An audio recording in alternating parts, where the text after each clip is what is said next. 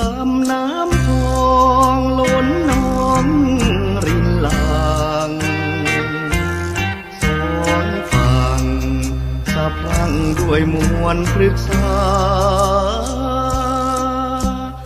น้ำหลากงามยามแลงเพลินตาเบิ่งท้องนา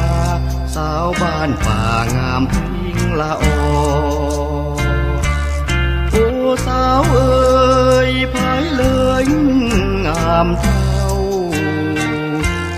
ขอเว้ากับเจ้าสักคำได้บ่หรือว่านางมีชายคอยรอหากสาวบ่สิพนอมีสร้างราคิน